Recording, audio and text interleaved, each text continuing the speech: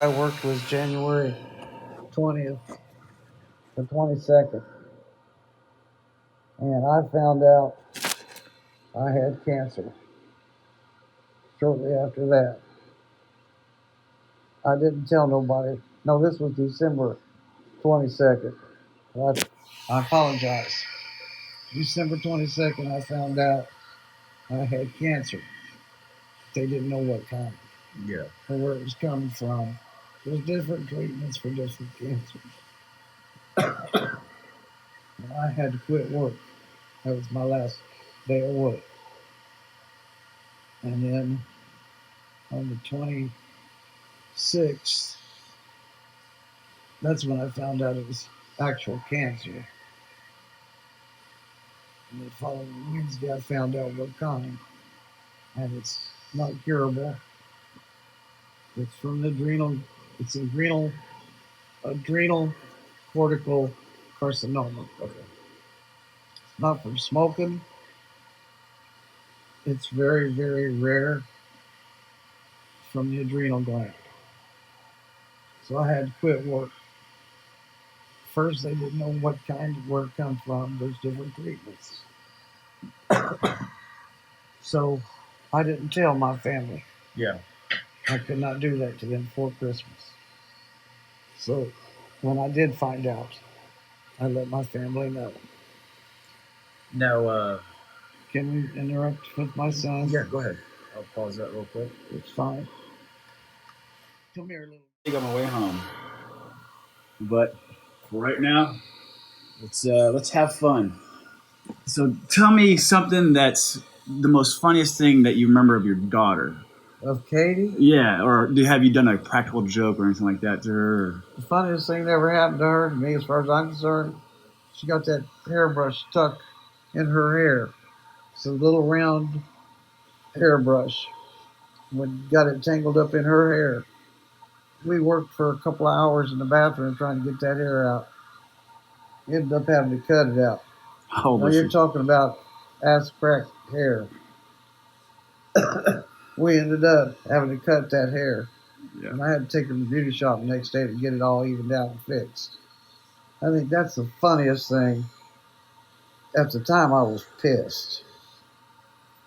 But I have to remember that that was one of the funniest things that happened to Katie and her hair when she got that tangled up in her hair. How old was she? Oh my God. Her and Kathleen. Jesus Christ.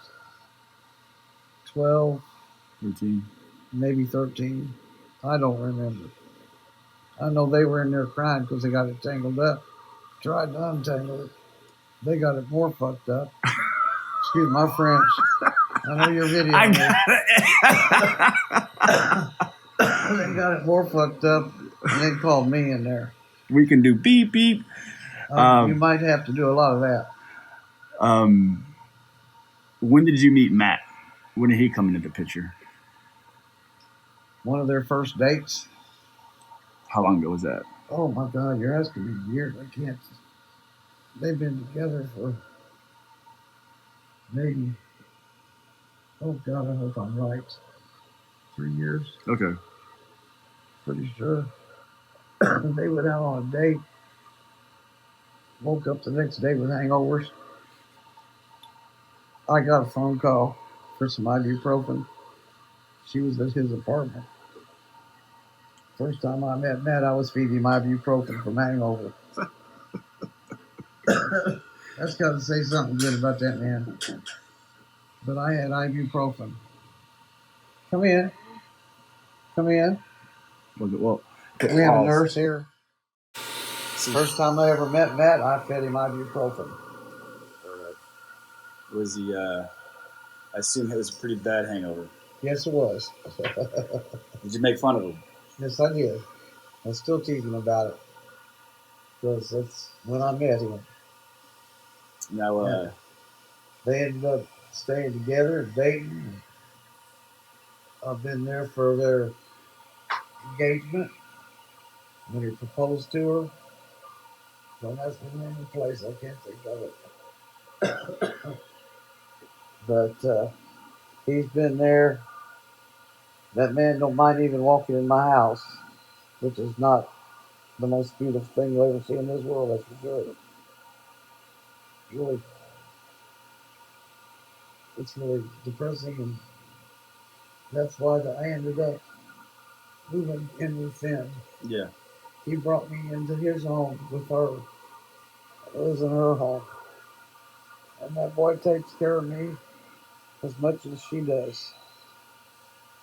That man will stand there and watch me puke. That man will stand and wake up as soon as he hears me move, wanting to know what I need.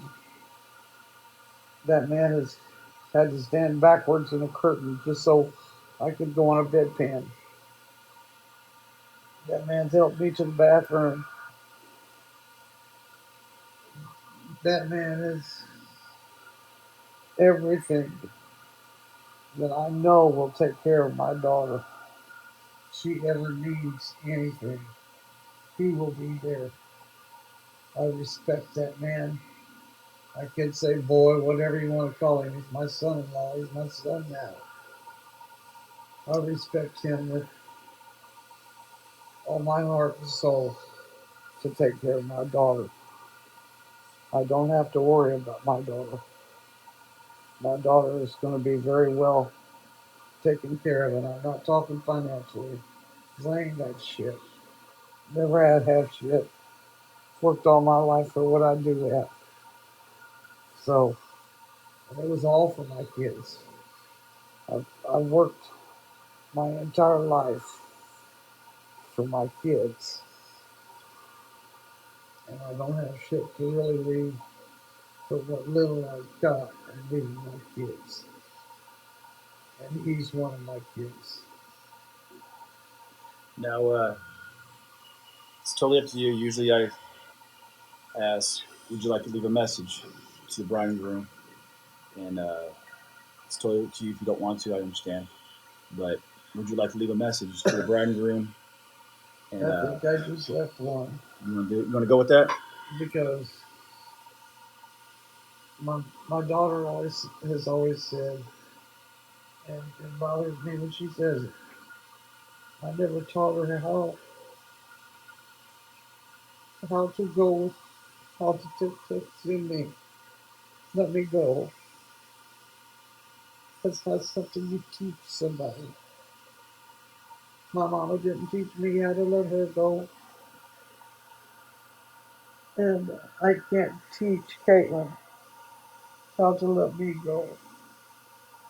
But I have a friend. His name is Richard Morris. He lost his soulmate, and I love that woman. I love him. They were so meant to be together, and he lost her last year. I'm getting my years mixed up. It might be, I think it was last year. Might have been the year before, but it don't matter. He didn't know how to either. Nobody's taught. There's nothing you can teach someone to let somebody go and to be left alone. Richard has been through it. Richard has promised to help Katie and Matthew the same as they will help him. He's promised to help him get through this and to learn. Yet it's been so recent. He's still learning and still trying because he loved her so much. He loved Kathy so much, like Matthew loves Katie. So they're supposed. They promised me. We made promises.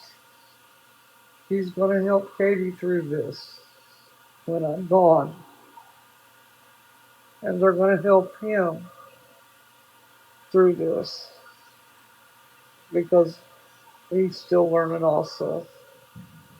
And I've got so many messages to take to God, to take up to heaven for so many people.